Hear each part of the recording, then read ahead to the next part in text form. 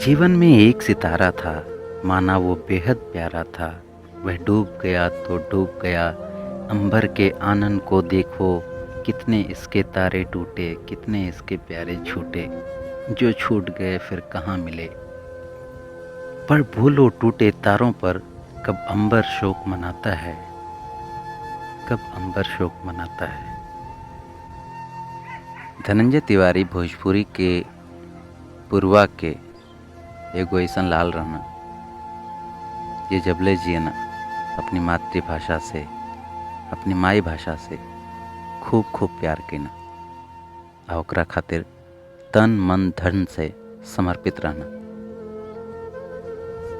एगो बहुत कम समय में हम सबके प्रिय, हम सबके बड़ भाई धनंजय तिवारी जी कोविड के दौरान ये दुनिया के छोड़ के चल गिना।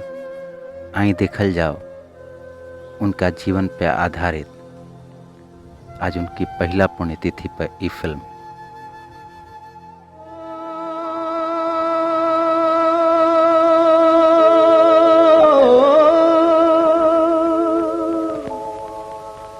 हसी हसी पनवा खियौले बेईमनवा, हसी हसी पनवा खियौले बेईमनवा कि अपना बसेरे परदेस।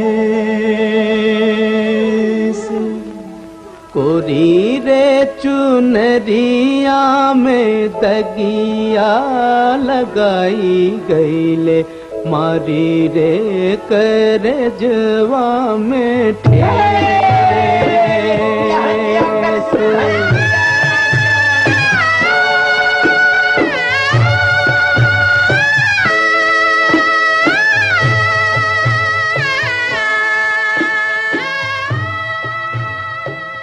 नमस्कार, हम हैं अमित झा और आज हम धनंजय भाई के बारे में कुछ कहे के चाहतनी। धनंजय तिवारी से हमार मुलाकात बेसिकली अगर कहीं तो आखर के माध्यम से, फिर फेसबुक से जुड़नी और फेसबुक के माध्यम से जुड़ला के बाद नंबर आदान प्रदान भइल। फिर हमनी के मुलाकात के बात होके लागल कि अभी मुलाकात कइल जाई, तभी मुलाकात कइल जाई। और एक दिन उनको बहुत कहलन कि भाई आज मुझे केहूँगे भेंट करे के बा, और हमने के भेंट कहीं नहीं जा। और भेंट कैला के बाद हमरा लागल कि उनका अंदर एक कमाल के ऊर्जा रहे, बहुत जल्दी बहुत कुछ करे के इच्छा रहे। और भोजपुरी में जो अश्लीलता फैले रहे, जो भोजपुरी में बहुत कुछ गड़बड़ चल रहा है, ओकरा के ठीक करे के कोशिश ला एकदम बेचैन रहलन। और यही कोशिश में हमनी के साथ है नहीं जा। और जब पूर्वा के निर्माण भइल तो पूर्वा के शुरुआत में पहल का हमनी के धिया पुता बने नहीं जा। जब बने नहीं धिया पुता तो जब सीमा विश्वास जी हाँ कहली कि हाँ हम ही धिया पुता करब तो बहुत खुश रहले और शूटिंग पे हमनी के साथ रहनी। और धिया पुता जैसन रहल वह सबके मालूम बा। ओकरा बाद उनकर प्रयास लगातार जारी रहल और बेबाक रहलन, मुँहफट रहलन, जे मन में आवे जे दिल में आवे कहे वाला रहलन। मुँहफट ये मामला में कि हाँ हम कोनो भी बात से एने ओने के ना सोचने, सीधा कहे नहीं। साथ में वो भोजपुरी में जो भी करस उनमें उनका लगे कि एक इनकम आवे के चाहिए, एक कमाई होके के चाहिए। खाली हमनी के भोजपुरी के सुधारे ला ही प्रयासरत ना रही, जे जुड़े ओकरा पैसा भी आवे, इस सब के भी कोशिश रहल। फिर कोरोना आइल और चल गई।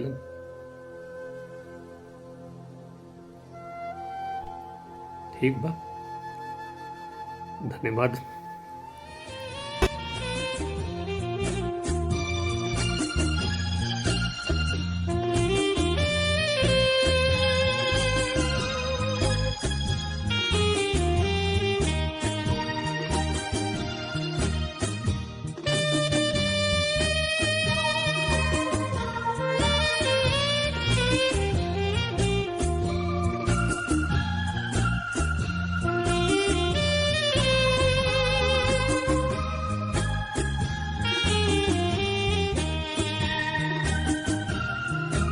प्रणाम सबके होके। हम विनीता तिवारी स्वर्गीय धनंजय तिवारी जी की पत्नी हैं। हम वहाँ के बारे में कुछ दो शब्द कहे के चाहतानी। वहाँ भोजपुरी खातिर अपन पूरा जीवन कुर्बान कर देनी। पहले वो आखिर पेज से जुड़ल रहनी हाँ, उनमें बहुत सारा अपन कहानी लिखनी। बाद में वो कुछ नया करे के चाहत रहनी है, जेके वजह से वहाँ के पूर्वा के स्थापना कैनी 2017 में। और पूर्वा में बहुत सारा शॉर्ट फिल्म और गीत बनल, जेमें रउआ लोग के बहुत सहयोग रहल। पूरा पूर्वा परिवार के हम बहुत आभारी बानी कि वहाँ के एक कार्य में रउआ लोग बहुत सपोर्ट देनी है। कहे के तो बहुत कुछ चाहता नहीं। उनकर सपना रहे भोजपुरी भाषा के आगे बढ़ावे खातिर। आगे वो अगर रहते तो बहुत कुछ करते भोजपुरी खातिर, पर उनका सपने रह गए। वहाँ के लास्ट शब्द रहे कि तू कर लेबू का भोजपुरी खातिर, भोजपुरी भाषा के आगे बढ़ावे खातिर। हम उनका वचन देनी कि हाँ, हमसे जोन पड़ी वो हम कर ले। अब रउआ लोग के सपोर्ट के बहुत जरूरत बा। वहाँ के बहुत सारा कहानी लिखनी, उनकर किताबों छपल बा। जाने का चिरोले भी आचरा में बुढ़िया। आगे बहुत कुछ लिखे के चाहत रही वहाँ पे, पर 20 में 5 बजे बहुत बजे वहाँ के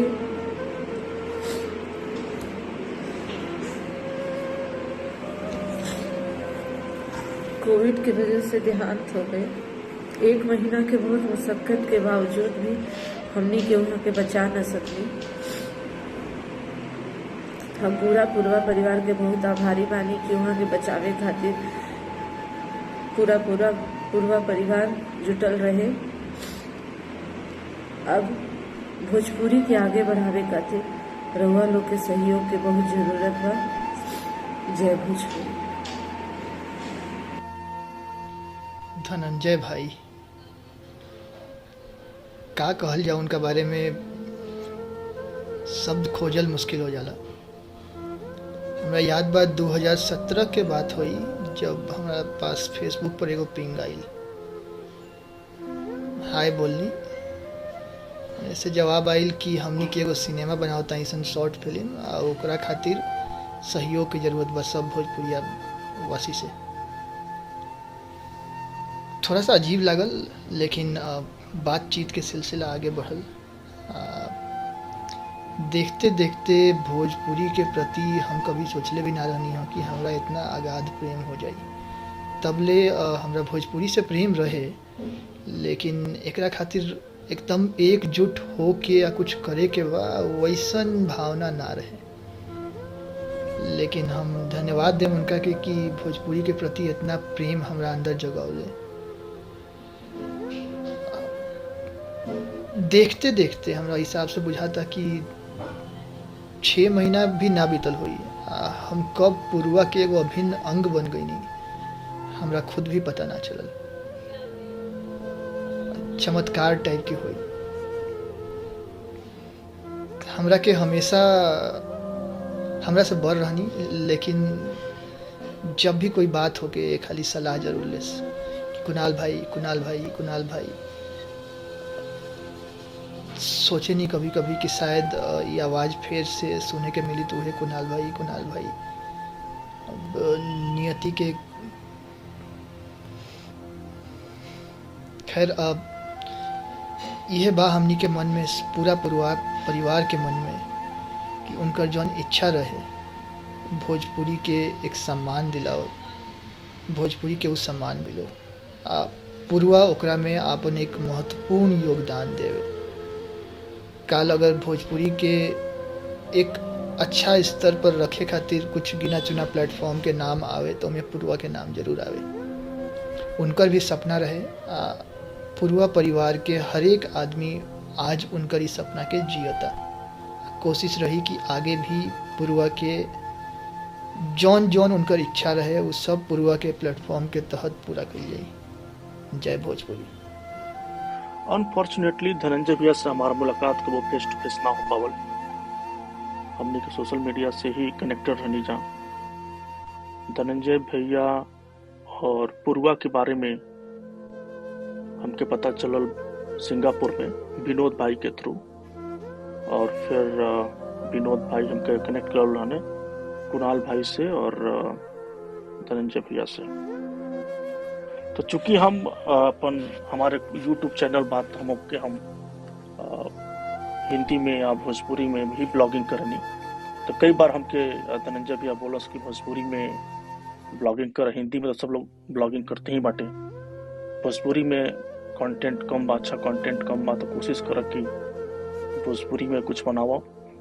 और कई बार ऐसा मौका भी आयल कि हम कई बार भोजपुरी में कंफर्टेबल ना रही, तो उनसे हम रिव्यू कराई अपन कंटेंट, तो करेक्ट करके हमके बताओ।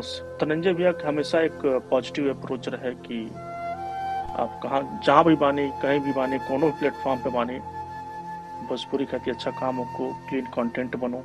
पूर्वा बनेले के उद्देश्य भी यह रहे कि भोजपुरी में क्लीन कंटेंट बनो, और लगातार पूर्वा पे अच्छा काम भी हो रहा बा। तो अनफॉर्चुनेटली धनंजय भी आज हमने के बीच में नहीं की, लेकिन उनकर मेमोरी हमेशा हमने के साथ रही, और जो उनकर सपना रहे वो तो पूरा ना कर पौने। एज ए भोजपुरी लवर्स हमने के भोजपुरी से प्यार करनी जा, अपनी मातृभाषा से प्यार करनी जा। हमेशा कोशिश रहे कि चाहे कि भोजपुरी में अच्छा कंटेंट बनो, क्लीन कंटेंट बनो, और भोजपुरी के भी दूसरी भाषा की तरह मान सम्मान मिलो, और सब लोग प्राउडली अपनी मातृभाषा पे गर्व करो, सब लोग कह सको कि भोजपुरी हमारी मातृभाषा है। धनंजय भाई से हमार परिचय 2013 के अंत में, मतलब साल के अंत में भई रहे, चाहे 2014 कह सके, नहीं शुरू में धनंजय भाई शुरू में हिंदी या अंग्रेजी में वहाँ के लिखत रहनी, बाकी आखिर से जुड़ला के बाद वहाँ के लगातार भोजपुरी में लिखनी। हमरा एगो वाकया मन पड़त आटे धनंजय भाई से जुड़ल, जो कि पंजवार के रहे। सामान्य रूप से जो धनंजय भाई के फोटो लागत रहे ओकरा में वहाँ के हमेशा गंभीर चेहरा नजर आवत रहे, बाकी पंजवार में जब भेंट भइल तो हमनी के वहाँ से निहोरा कैली जा कि धनंजय भाई कम से कम आज मुस्किया दी, एगो फोटो रहो हंसत हमनी के चाही। जौन फोटो अनिमेश भाई खींचले रहनी वो हंसत फोटो आज भी धनंजय भाई के बहुत मशहूर हटे। हमनी के अक्सर ही बात करनी जा वो फोटो के लेके। 2013 के अंत से 2014-15 में धनंजय भाई के आखिर पर सैकड़न लेख आइल, एक से बढ़ के एक लगभग हर विषय पर लेख आइल। वहाँ के हर विषय पर पकड़ बड़ा मजबूत और बड़ा बरियार रहे। भोजपुरी साहित्य में धनंजय भाई बहुत बेहतरीन काम कर रहे, खास करके हमरा याद पड़ता वो समय के जब 2013, 14, 15 के बात रहे। हमरा से निजी रूप से बहुत अच्छा संबंध रहे। आखिर ई पत्रिका से यहाँ के जुड़नी, लगातार भोजपुरी खातिर हमनी के मिल के काम करत रहनी जा। भोजपुरी के लेके, भोजपुरी में बेहतर करे के लेके आदमी के अलग अलग सोच होला। धनंजय भाई कुछ समय के बाद आखिर से अलग हो गई, हमरो संगे वहाँ के कुछ अच्छा संबंध ना रहल।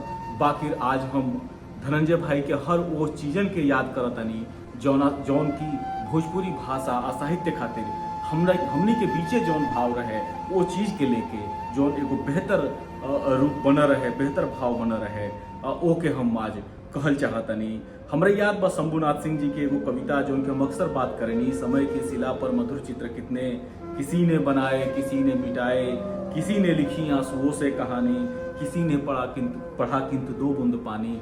हम धनंजय भाई के प्रयास के, वो आंसुओं के, वो मेहनत के जो वहाँ के कैले बानी ओकरा के आज याद कल चाहब। आज धनंजय भाई हमनी के संगे नहीं खी, बाकी वहाँ के लेखनी, वहाँ के प्रयास जोन बाटे, वहाँ के एगो मंच बना के जो कोशिश कैनी, वो कोशिश के भी हमनी के प्रणाम करे के चाहिए।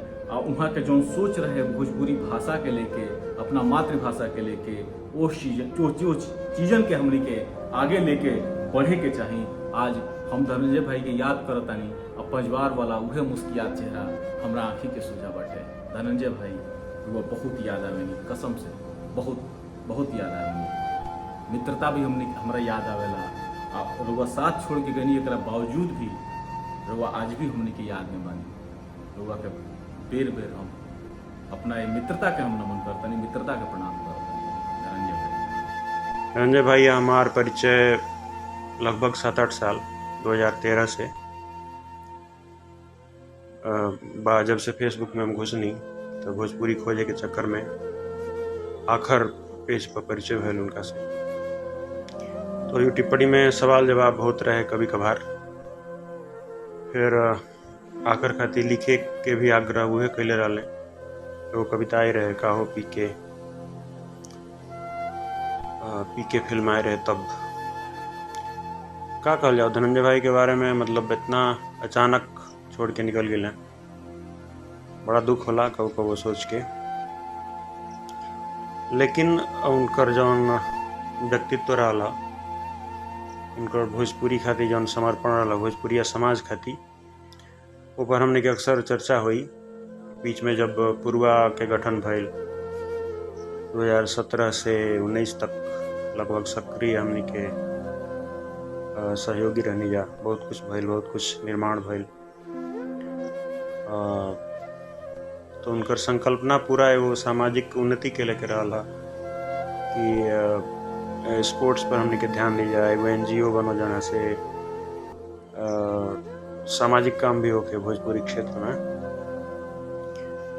लड़की लोग के शिक्षा, उन लोग के स्पोर्ट्स के बारे में, लड़का लोग के बारे में, नौकरी वगैरह जो भी बा, बेरोजगारी की जो समस्या बा हमनी के क्षेत्र में, तो बड़ा लंबा चर्चा होता रहा उनका से। फिर पूर्वा के बहुत सारा छोट मोट प्रोजेक्ट चलावे में हमनी के ब्रेन स्टॉर्मिंग होके, रात के जूम के सेशन में बहुत सारा भाई लोग जुड़ी जा, भोजपुरी वाला बात होके, चर्चा होके, कुछ काम भी बहुत अच्छा भइल। आगे भी पूर्वा बढ़ल चलो, बहुत चलो, बहुत शुभकामना बा। भौजाई के साहस के अभिनंदन। इतना कष्ट के समय में भी दृढ़ता से वहाँ खड़ा बनी। बच्चा लोग के आशीर्वाद बा, वो लोग जीवन में आगे कुछ करस, बहुत बढ़िया। धनंजय भाई के नाम के आगे बढ़ावस, ये शुभकामना बा हमरा ओर से। बाकी तो उनका निधन के बाद वो कविता उतरा रहे चीर के मन के। हम धर्मेंद्र यादव, सिवान जिला निवासी, मैरवा के पास के रहे वाला धनंजय तिवारी उर्फ राजू तिवारी भैया, जौन पूर्वा के संस्थापक रहे, आज हमनी के बीच नारायणी माँ के बहुत दुख बा ये बात के। धनंजय भैया के दिन बा कि आज पूर्वा परिवार, पूर्वा के संस्थापक के द्वारा बहुत दूर दूर से लोग जुड़ गए पूर्वा परिवार से। ये बात के बहुत कष्ट के साथ कहता नहीं हम कि आगे के दिन हमन के धनंजय भैया हमने के छोड़ के दुनिया से चल गए। भले वहाँ के चल गई बानी, लेकिन आज भी वहाँ के प्यार दुलार, मान सम्मान हमने के बीच, हमने के दिल में बा। हमने के बहुत कोशिश कैला के बावजूद भी वहाँ के ना रहने की बात के बहुत ही बहन दिल में आघात लगे। हमने के साथ साथ जे भी पूर्वा परिवार से जुड़ल बा ओकरा भी लागल बा। धनंजय भैया एगो बहुत ही मिलनसार, मृदुल भाषी व्यक्ति रहनी। वहाँ के साथे हम क्लास 1 से पढ़ल रहनी। हर सुख दुख में वहाँ के हमारे को गार्जियन रहल बानी। आज ये बात के कहला में इतना कष्ट होता है कि हम उसे व्यक्त ना कर सकते नहीं। धनंजय भैया गांव से हर व्यक्ति के, हर वर्ग के लोग के लेके चले वाला वहाँ के अंदर एगो क्षमता रहा। वहाँ के अंदर ना कोनो जात रहा, ना पात रहा, ना कोनो भेद रहा, ना भाव रहा। वहाँ के हर गरीब के हर समय मदद करते रही हैं। वहाँ के आज भी अपन अमिट प्यार जन रहे कौन छोड़ गई, लेकिन आज हमने के बहुत कष्ट होता कि आज हमने के बीच वहाँ के नहीं थे। पूर्वा परिवार में वहाँ के मेन उद्देश्य रही है कि जितना फुहड़पन गाना बा, फुहड़पन असली गाना बा ओके हटावल जा, स्वच्छ और सुंदर गाना गावल जा और पूर्वा के आगे बढ़ावल जा। धनंजय भैया के दिन बा कि आज पूर्वा परिवार अमिट बहुत एक उच्च एगो एथी पर मंजिल पर खड़ा बा। हमने के कबो कोशिश रही कि पूर्वा परिवार के आगे बढ़ावल जा, धनंजय भैया के मान सम्मान के उजागर कल जा।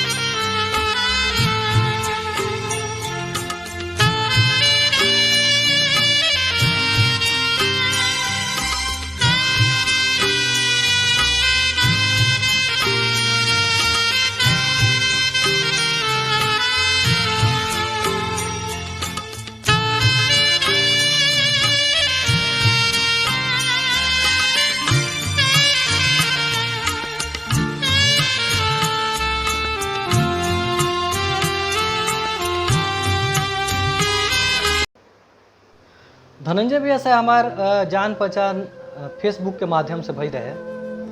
धनंजय भैया के कहानी हम कुछ भोजपुरी के फेसबुक पेज पर पढ़ी आ ऊपर कमेंट करी, लाइक करी। तो एक दिन वहाँ के फ्रेंड रिक्वेस्ट आयल हमरा के, बहुत अच्छा लगल।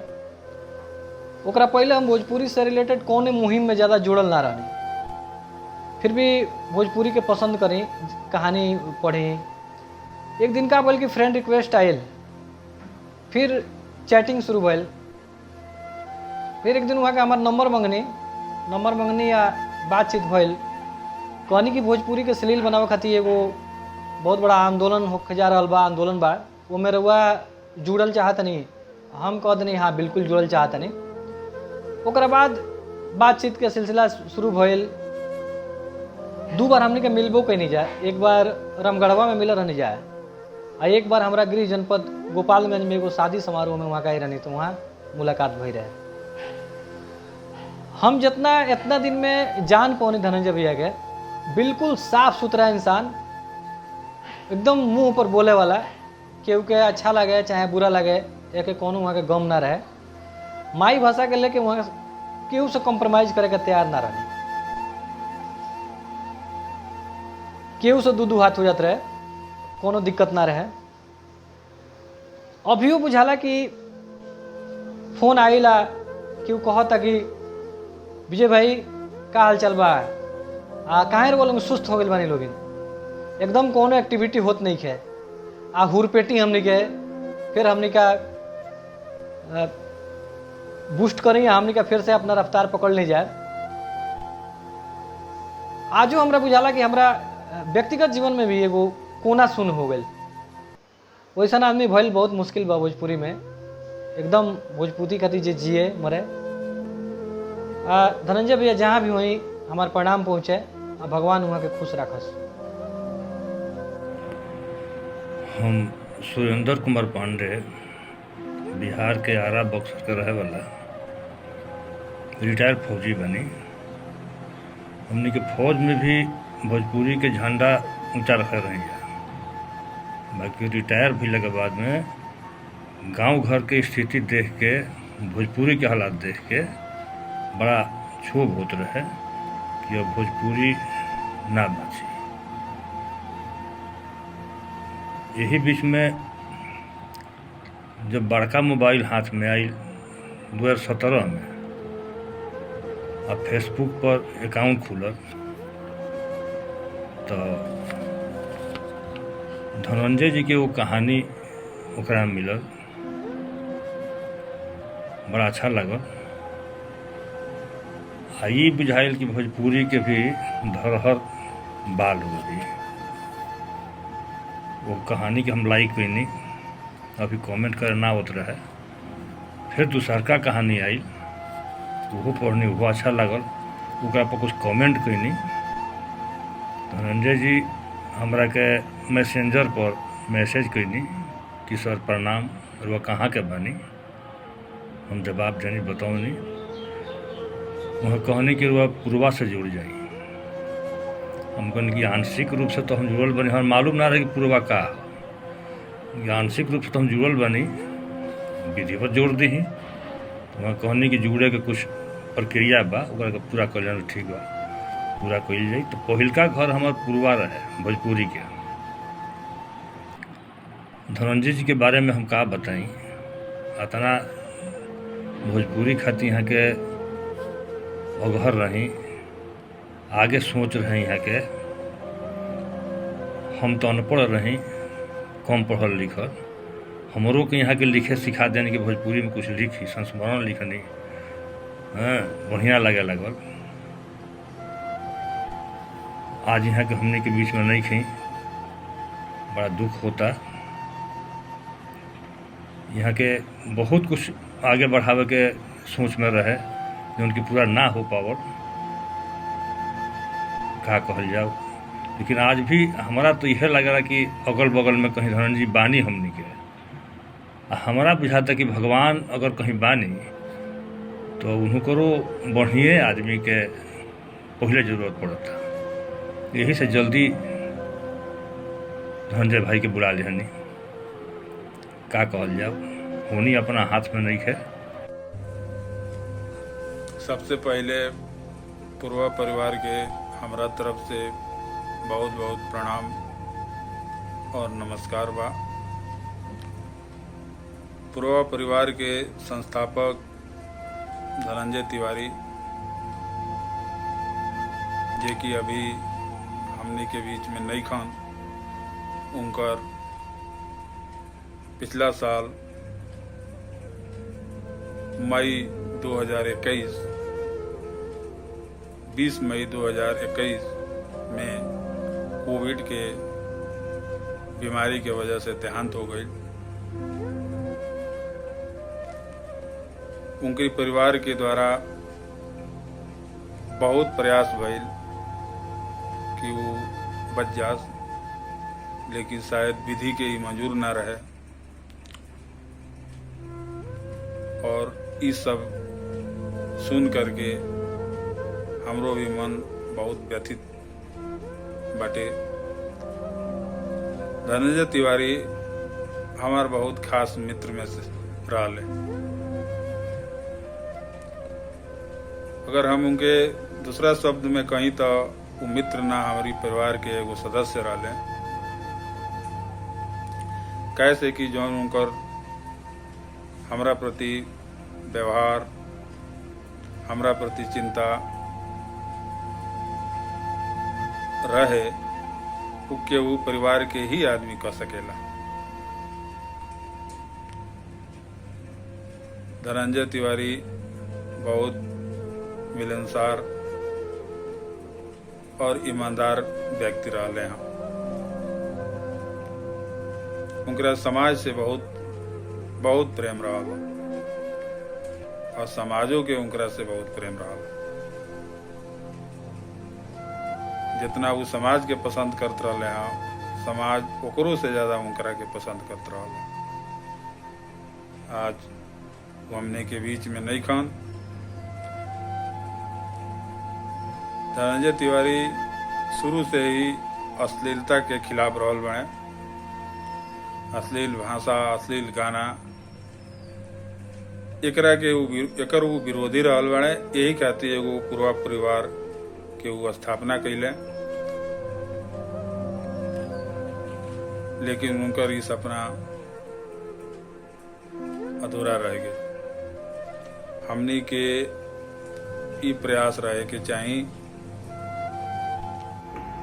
हम अखिलेश्वर मिश्र बेतिया बिहार से, हम पूर्वा पटल से 2019 के शुरुआत से ही जुड़ल बानी, लगभग अप्रैल मई से। और वही समय से धनंजय बाबू से भी हमारा संपर्क है। वो बड़ा आदर सत्कार के संगे चाचा जी कह के पुकारस। बहुत कुछ उनका से बहुत लंबा समय से भी कई बार बातचीत भइल बा, पारिवारिक स्तर पर भी और सामाजिक स्तर पर भी। वो बड़ा ही सौम्य और विचारशील व्यक्ति रहले। बातचीत में बड़ा ही स्ट्रेट फॉरवर्ड बोलस, झुकस ना, बहुत ही दृढ़ संकल्पित व्यक्ति रहले, सत्य के सदा पक्षलेस। भोजपुरी के प्रति उनका समर्पण बड़ा ही प्रशंसनीय रहल बा। भोजपुरी के प्रति बड़ा लगनशील रहले। भोजपुरी विकास खातिर तरह तरह के कार्यक्रम आयोजित कइल, ओकरा में अपन सक्रियता भागीदारी देखावल। इस सब काम में बड़ा उनका आनंद आवे, हमेशा लागल रहस। पटल के सबका के एक साथे राखे के भी बड़ा बढ़िया कला उनका में रहे। सब सदस्य के जोड़ के राखस, अब प्रेम भाव सबका के देश, सबका से उनका संपर्क रहे। ऐसा व्यक्ति बड़ा कम उम्र में चल गए, ये बहुत अफसोस बा। प्रभु जी उनका के अपना चरण में शरण दिले बानी, ये विश्वास बा। वो जहाँ बाड़े भोजपुरी विकास के हर कार्यक्रम के देख रहल बाड़े, अपना पटल के भी देख रहल बाड़े। उनका जरूर संतुष्टि मिली कि भोजपुरी हमारा आगे बढ़ रहल बा। आई माटी के बोली जन बा, माई भाषा आगे बढ़ो, एकरा खतरा वहाँ से भी वो ईश्वर से विनती करत हुई हैं। हम उनका के हृदय से चाहत रहनी है। जहिया उनकर देहावसान भइल, उस दिन बड़ा दुख पहुँचल, रोबो कैनी, लेकिन प्रभु के लीला के आगे सब कुछ बेकार बा। प्रभु जी सदा उनका के अपना शरण में शरण दी। धनंजय भैया के ये दुनिया से गईला लगभग अभी 1 साल होके जाता, और हम तो ये कहम कि वहाँ लेखा भोजपुरी के प्रति जो लगन लगाव रहला बहुत कमे आदमी में मिली। वहाँ से परिचय तो जोन रहे वो फेसबुक से रहल है। बाकी जब पुरवा के शुरुआत होके के बात भइल तो एक दिन हम गुड़गांव से दिल्ली अपन घरे मेट्रो से आवत रही, वो घड़ी वहाँ के मैसेज आयल मैसेंजर पर कि ऐसा बात बा। पहले तो हम देखिए के चकित रह गए, कैसे कि जरा रुआ जो लेखक है पढ़त नहीं, वो रुआ से डायरेक्ट बतियावलता, तो एगो थोड़ा सा फैन मोमेंट टाइप हो रहा। बाकी वो एगो समय और ओकरा बाद के समय एकदम छोट भाई अस मानस, बहुत साथे मजा आयल। वहाँ के सबसे एगो मज़ेदार हमरा साथे रहत रहे, कोनो बात होके कोनो हंसी मजाक में तो कहस कि दया पता करो बाकी विश्वास ना रहला कि इतना जल्दी वहाँ के हमनी के संगे छूट जाई। वहाँ से मिले के बहुत मन रहल है, बाकी पता ना भगवान के मंजूर ना रहला कि हमनी के भेंट होको। बाकी चाहे के बहुत कोशिश कैनी, जितना भी हमनी के भोजपुरिया वाला लोक महोत्सव होको कि अंतिम में गईनी उनका श्रद्धांजलि खाती, जिनकी ना अच्छा लगे बाकी फिर भी जाए के रहला। कैसे कि भैया के जन बात रहे वो केहू में ना रहल है। सबसे अच्छा उनकर बात हमनी के इहे लागत रहल है कि बहुत लोग विरोध में रहे भोजपुरी के जन गंदगी फैलता। बाकी धनंजय भैया के जो विशेष रहल है वो रहल है कि ना खाली विरोध से ना हमनी के कुछ सृजन कल जाओ, कुछ कल जाओ। आखिर खाली विरोध से हुई तो फिर भोजपुरी में नया कंटेंट कहाँ से आई। तो ये जो बात बा वहाँ के अलग रखल रहे बहुत लोग से। खैर वहाँ के जो सोच रहल है वो पुरवा के भाई लोग हमनी के समाज लोग भोजपुरिया आगे जरूर ले जाई। और वहाँ के कमी तो हमने के बीच में बहुत खली। बाकी अब भगवान के होने के कोई कहल नहीं किया जा सकत। भाभी के हर समय हमने के तरफ से मानसिक सारी हर तरह के सहयोग रही। और भगवान से प्रार्थना कल जाई कि धनंजय भैया के जो भी सोचल बा भोजपुरी के लेके समाज के लेके वो बात आगे बढ़ो। बहुत बहुत बधाई पुरवा के भी। एगो धनंजय भैया खातिर हर समय प्यार रहल उनकर परिवार से, उनकर काम से, उनकर एथी से भी रही। एगो श्रद्धांजलि बा हमनी तरफ से। बस यह श्रद्धांजलि रही कि अच्छा से पुरवा बहो, उनकर सोच के आगे लेके बढ़ो। जय भोजपुरी। सबसे पहले तो हम ये बतावे चाहतनी कि हमरे तरफ से पुरवा परिवार के प्रणाम नमस्कार। पुरवा के संस्थापक धनंजय तिवारी 20/5/2021 के कोविड के लड़ते हुए वहाँ के देहांत हो गई। बहुत कोशिश कैनी जा हमनी के कि वो बच जा, लेकिन भगवान ने ना बचा पहले। धनंजय तिवारी हमार बचपन के दोस्त रहनी। हमनी के धनंजय तिवारी के साथे खेलत रहनी, खाना एक साथे खाई जा, एक साथे रही जा, एक साथे घूमी जा। वो बचपन के दिन याद आवेला। एक तरफ कोविड से लड़ते हुए धनंजय तिवारी के याद आवेला तो दोनों के देख के आंखों में आंसू आ जाला। धनंजय तिवारी बहुत ही एक अच्छा इंसान रहनी। अंदर बहुत भावुकता रहे। वो भावुकता इतना रहे कि केहू के वहाँ के देखी दुख में तो उनका साथ में हमेशा चले खातिर प्रयास करी। धनंजय तिवारी हमारे एक अच्छा दोस्त रहनी। आ दोस्त के बारे में तो पता रुअलो के हुईबे करी कि सारा रिश्ता से अगर पवित्र रिश्ता होला तो एक दोस्त के होला, उहे वहाँ में गुड़ रहे। धनंजय तिवारी जौन दुनिया में अश्लील गीत फैलल बा ओकर काफ़ी विरोध करत रहनी। ओकरा खातिर पुरवा बनवनी। आउ पुरवा में यही संकेत देहनी कि जहाँ भी अश्लील गीत जौन बाजता या जौन लोग गावता ओकर हमनी के पूरा विरोध करे के बा।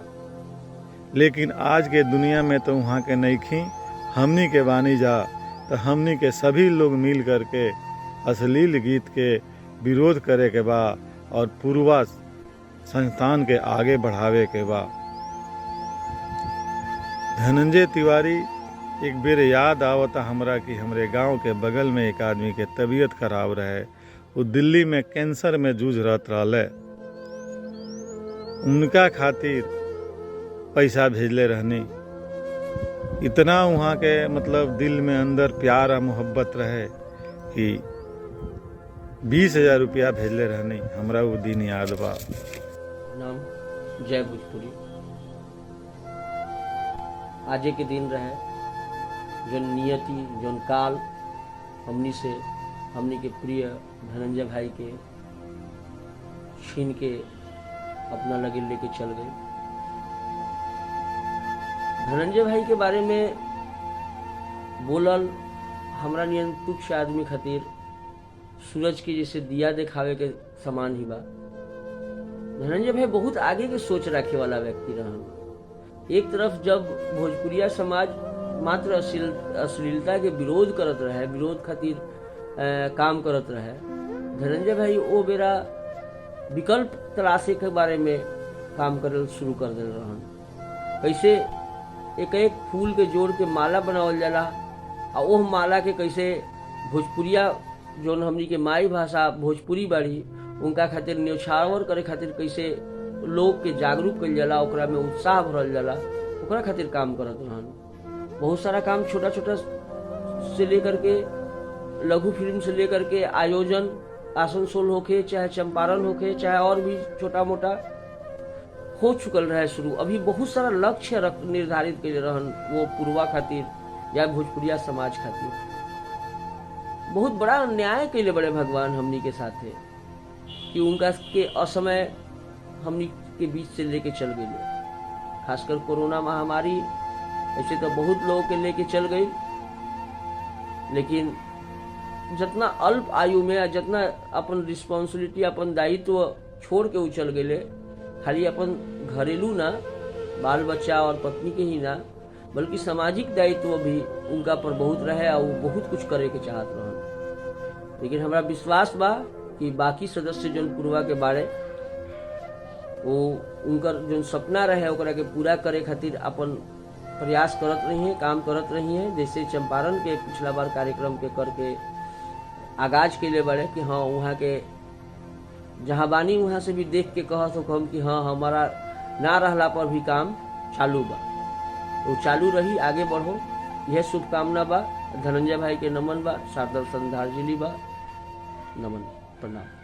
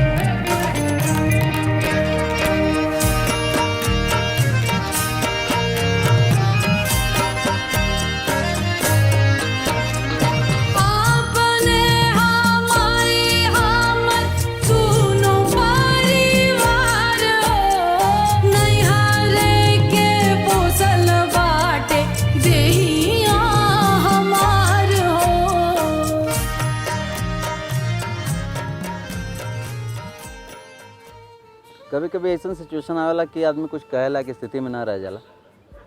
हम ज़्यादा बोल के ना कह पाइले, ऐसे कोनो भी बात के फिल्म के माध्यम से, गाना के माध्यम से, डॉक्यूमेंट्री के माध्यम से लेके आइला। हर आदमी का अपन हथियार होला, अपने तरीका से हर आदमी बोले जाने लगता है। ये फिल्म जो न आज यही से बनौनी है, कहाँ से कि सिनेमा एगो ऐसा माध्यम है कि केहू अगर केहू के बारे में बतावे के होखे, केहू के बारे में जाने के होखे, तो अगर सिनेमा के थ्रू बतावल जाए तो वो बहुत ज़्यादा हमके लगा था कि वो प्रभावी तरीका होला। खैर, धनंजय भैया से मुलाकात हमारे भइल रहे 2017 में, भेंट जौन फ़ोन वाला या फेसबुकिया मुलाकात जो नहीं कहल जाला, आभासी दुनिया वाली मुलाकात भइल रहे 2017 में। फिर मन पहली वाला मिलनी जा 2020 में, अक्टूबर का लास्ट समय रहे। लेकिन जब पहली वाला मुलाकात भइल मन आमने सामने, तो कबूल ना लगल कि मन पहले ना मिलल नहीं जा।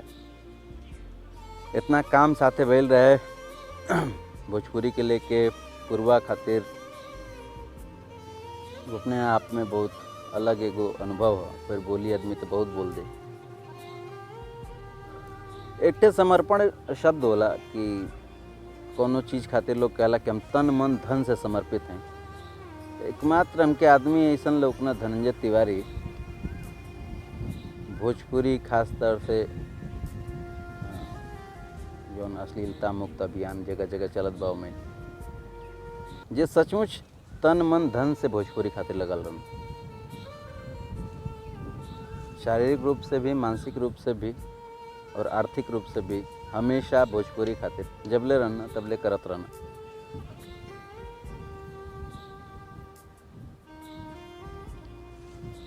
खैर, एगो कोविड का समय आयल, बहुत लोग अपने अपने आदमी के खो दिलस, अपने अपने प्रिय मित्रन के, भाई के, सब खोलस।